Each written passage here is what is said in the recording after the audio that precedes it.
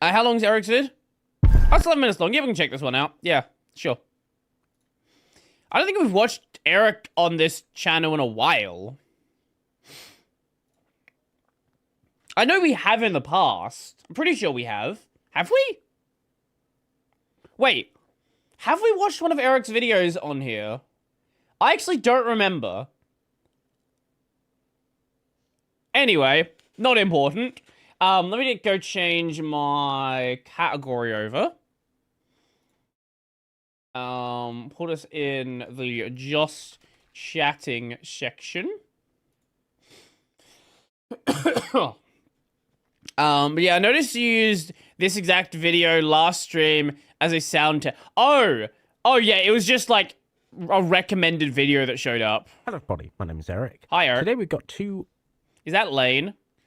I've not seen Lane. I need to at some point. Windows XP computers right here. I might have to upload this video in a slightly weird aspect ratio so that you can see both of them.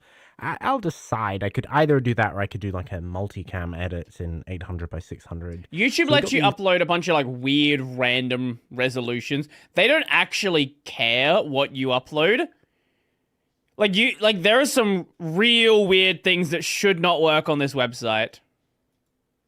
Two VMs here, both running VirtualBox, and they're both networked with each other, which means they can actually see each other. I've actually got a third VM, I can just briefly drag that on, that's running pfSense that makes this whole system work. Right. Now, I have turned off the connection to the outside world because I didn't want these systems to accidentally start DDoSing something. But before that, the pfSense setup did enable connection to the outside world. So here we're going to get the sample. Now, Blaster is a networm. If you remember my very popular Windows XP to the internet video where we... That is how I found Eric's channel. That video is how I found it. That was a really good video. Allowed attackers on the internet to exploit a vulnerability, and that was just through pure serendipity. I mean, I didn't know what was going to happen. But here, we've got these two Windows XP computers networked with each other. Yo, how you doing now? This is Windows XP Service Pack 0, which means we don't have to turn off the firewall, because it's actually off by default. They did add it. I don't know why it was... What? Why was it off by default? To be fair, it's a 20-plus-year-old firewall at this point, so it might not help you that much, but why was it off by default in Service Pack 0? Off by default? We're kind of on the fence about whether to ship it or not. We can actually find it here under Internet Connection Firewall. But by default, it's not enabled, and we're not going to enable it. Not that it would matter on a local network, but if this was a full internet, it would matter. So we got these two systems. Because the XP firewall wasn't particularly useful until Service Pack 2. I see. That makes sense. See what happens. I always find networms interesting because they're the closest. They feel almost magical. You know, you run you plug your computer in to the internet, and it just gets hacked. There's no clicking. There's no things happening. So we can see we just ran that. Let's see. Also, random side tangent. Is he running the virtual machines on KDE? I just noticed the icons here. I'm pretty sure he's on KDE. It's using some CPU. We can see that it is running, although we can't see exactly what it's doing. We can look. This is running Windows XP. We don't have any service packs installed. We have the 2002 version, and it sees all of the hardware. Could be LXQ, but I doubt it. Yeah. On here just to see if anything still has to happen. You can also ping the other computer to show that it is reachable. We see it gets a low ping time. And we can even create a network share. And Blaster will also install itself so that it'll keep coming back. So if we reboot, it'll be there waiting for us. I've not heard that sound in so long. Blaster that I'm going to try, because I'm not sure the first one is working as expected. Now we've got Blaster E going. How to escape the heat if you don't have an air. Oi! No!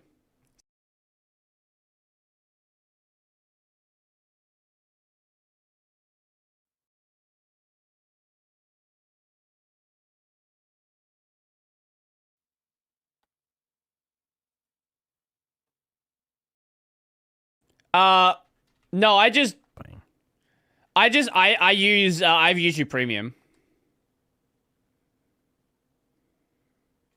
Oh, it looks like something just happened. Yup. And this is how you know that Blaster has infected you. Oh. So because the exploit in the remote...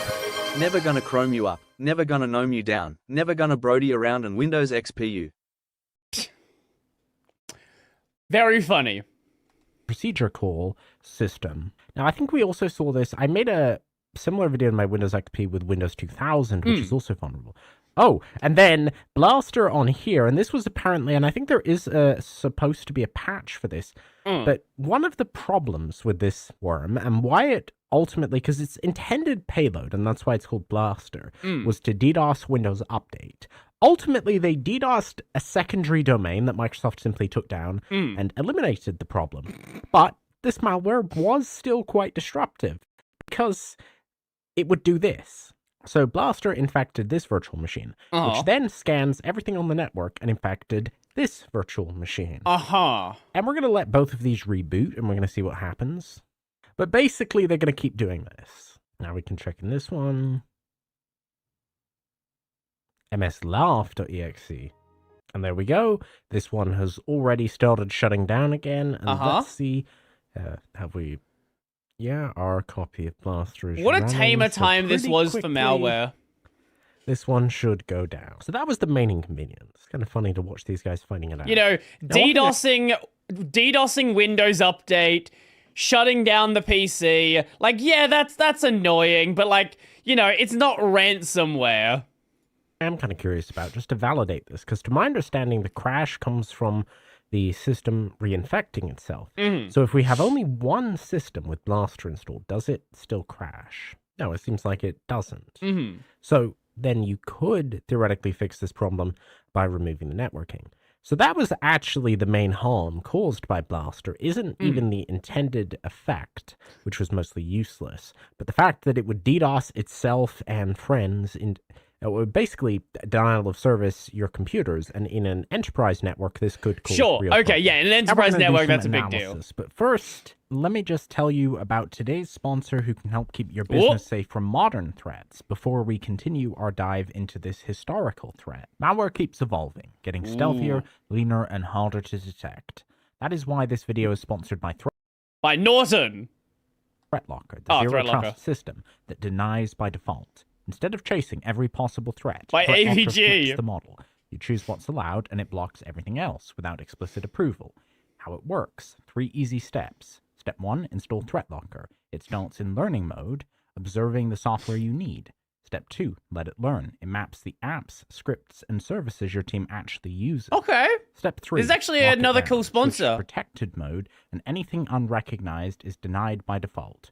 ThreatLocker maintains the live list of approved applications, so the updates you trust keep working, and its patch management suite tells you when unpatched software puts your business at risk. Okay. It doesn't stop at allow or deny. With application-level ring fencing, you can lock applications to specific folders and resources, remove internet access from tools that don't need it, and control exactly how approved software is allowed to behave.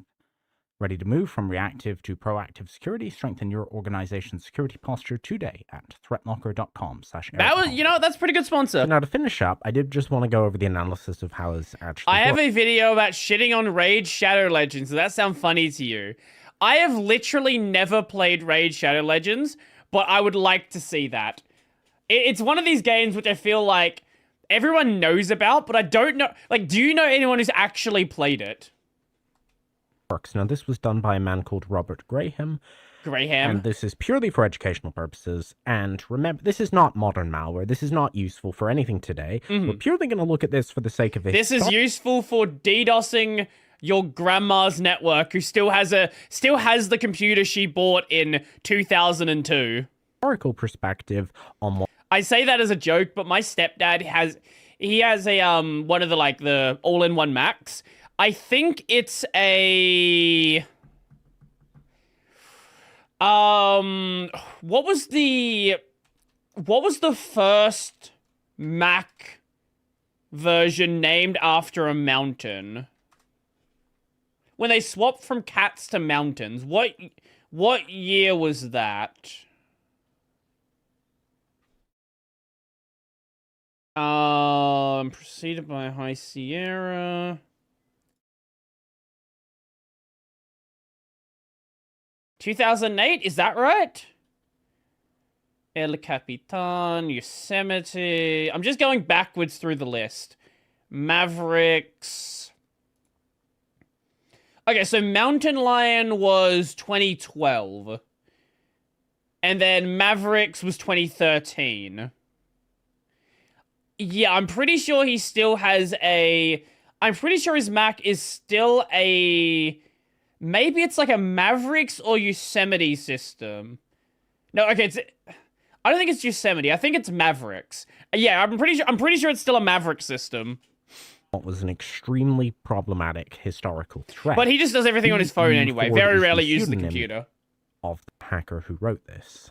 Basically, the way this was made was using IDA I don't remember. It's been like 6 months since I've looked at the computer.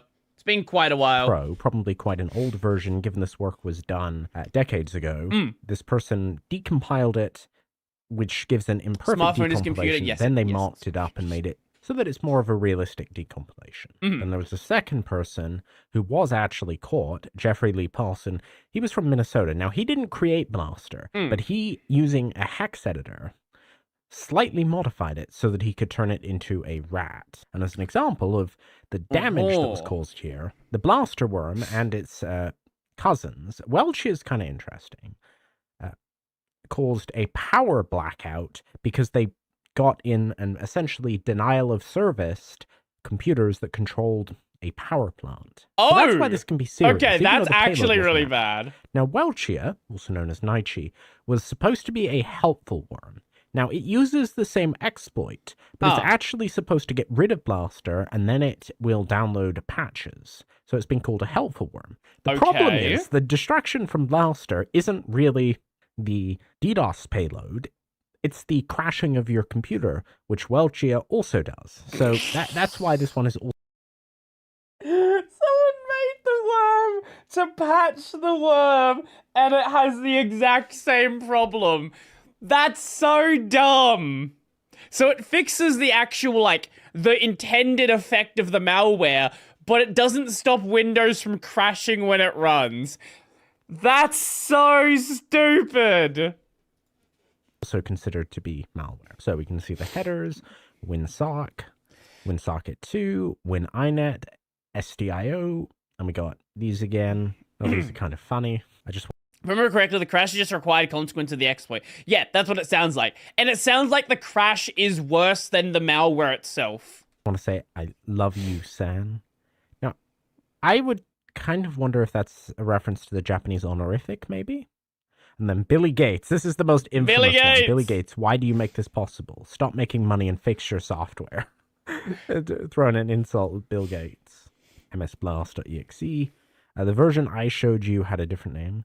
This is the decom port, and yes, firewall blocking this Billy boy. fix the problem. And then that's how it gets Hot to port stage 69. 2, gets its own file name, and then it starts the thread for DOSing, the spreading, and the exploit. So this is the main function. Now, it also checks the month and day, and that's because the DDoS only runs at certain times. And here's the persistence mechanism. But here, it calls itself Windows Auto Update to fool people. And it also has anti-reinfection, because if it reinfected itself, it could... True Billy. This guy really wanted to make fun of old Billy Gates, didn't he? break. Now, as we saw, it does the exploit run, so it's not fully resilient. Interestingly, if you saw my Windows XP analysis video, that worm did have a mechanism to stop it from, it would block the port so that it wouldn't get exploited again. And here's a workaround for dial-up users, because this was the era when both dial-up was still common and before IPv4 scarcity got so bad that this kind of networm was no longer able to spread over the internet because everything was NATed. And here is the code to get the local IP address by the first... Here's a question. When did you guys first get, when did you guys first move past dial-up? Did you ever have dial-up? What, if you didn't have dial-up, what was your first connection? Because for me, I knew people that had dial-up because I used to live in rural Queensland. But I didn't have a home connection at the time. So the only internet connection I actively used at the time was at school. I didn't have a home internet connection until about 2006, 2007. I never had dial-up, just immediately a limited internet connection. Limited, yeah. I had a metered one as well, yeah. Victim, and then it can use this to figure out the Class B, which is how it will infect the local network. I'd buy this is scratch probably why card. the first time we tried it, it didn't work, and why it didn't crash every time. Mhm. Because if it tried to scan the internet, it would fail because we didn't have... I turned that off, and also it would be a waste of bandwidth because there's not going to be a single internet-connected computer that is vulnerable to this, and if there is, it wouldn't be up for very long. Sure. DOS will run on these dates. So today, it would run. And this is the code that copies it over. This is the spreader, and this is how the actual vulnerability works. Now, what's kind of interesting is this was actually developed and discovered by a Chinese ethical researcher. Xfocus discovered it from Microsoft. They were doing the bin diff on each Windows update, and they discovered a fix for this vulnerability, which allowed them to figure out what the mistake was that was fixed. And let me guess, Microsoft didn't fix it, so somebody else either found the problem or the ethical hacker was like, okay, fuck you then. And that's how this exploit that caused this whole mess came into existence. Shows, especially in the old days when security updates weren't quite as prevalent, even if ethical actors found the exploit first, it could still get exploited in the wild. Right. And that is one of the reasons why Microsoft has made the controversial decision of forcing security updates. Because a lot of people say, oh, sure, yeah, okay. So they fixed it and then people just didn't install the update because, you know, metered connections and stuff.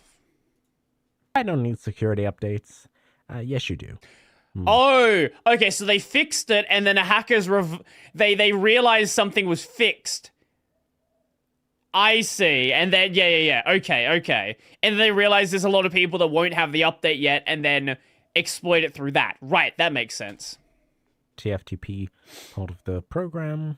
I really do appreciate the commentary here that this researcher provided. And it sends an incredibly slow 15 kilobits a second DDoS, which meant dial-up users could still do it. But of course, if 1 million computers get infected, you've now got a massive problem. Especially 20 It can almost years DDoS one computer. ago, when there was a lot less bandwidth than there is now. And there it is. So this is a really cool thing, and please let me know in the comments below. A lot of people really liked the previous classic malware, so please let me know if you want to see more classic malware. We'll run it, and then we'll go over how it worked. Let me know if you got any feedback about this format. That's all from me for now. Bye. Bye, Eric. That was a good video. I like Eric. Eric's always fun to check out.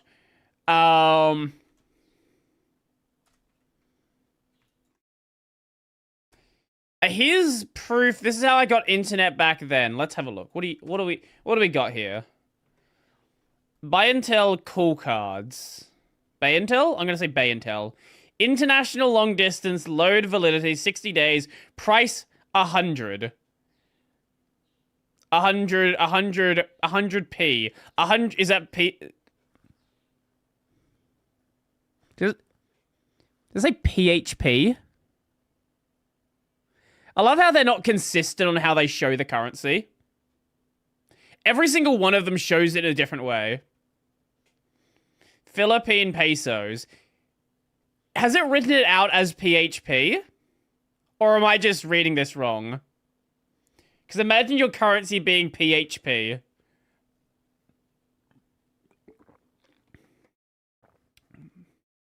It's PHP, okay. What a life to live. You can never escape PHP. Internet access, 20 hours. Yeah, this was I never had a home connection at this time. The only connection I'd used was at school. And I believe we had a DSL connection when I was using it. I did know people that had dial-up though. I distinctly remember I distinctly remember a family friend who... I played an early version of Microsoft Flight Sim at their house. And they also had... Do you remember that desktop game sort of thing where you could, like, burn holes in your desktop? You would have ants walking around your desktop. You know, you could go and smash the ants. You could, like, break your screen. I feel like we've looked up what this was called, and I just always blank on it. I think there's also, like, multiple people that have done, like, the same sort of concept. Here, internet got expensive, too. I think it's over 40 at the moment for just slow ODSL. Jesus. Isn't it considered malware? I don't think this one was malware. Maybe there's malware that have also done the same thing. Let me see if I can find it.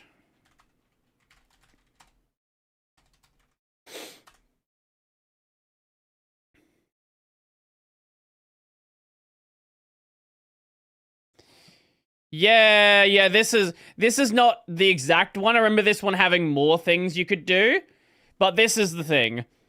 Where, like, you would just have ants walking around your screen. They would, like, maybe chase your cursor or run away from the cursor. I guess a bunch of people have done the same sort of idea.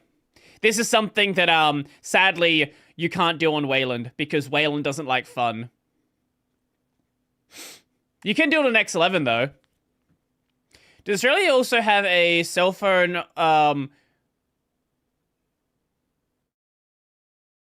Ogliopoly is not how you spell that word. Cell phone land sky high like Canada.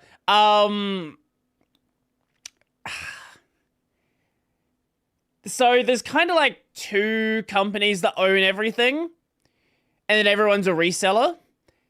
Things aren't crazy expensive here. But also, I don't use my phone that much, so maybe I just can't really comment on that. We've had free call and text for probably, like, 8 years now. Data, it's enough data for me, but I don't know how much data people are using on their phones. So for me, it's kind of hard to say, because, like, pretty much all I use the data for is, like, streaming music, right? And basically anything's going to be totally fine for that. Anyway,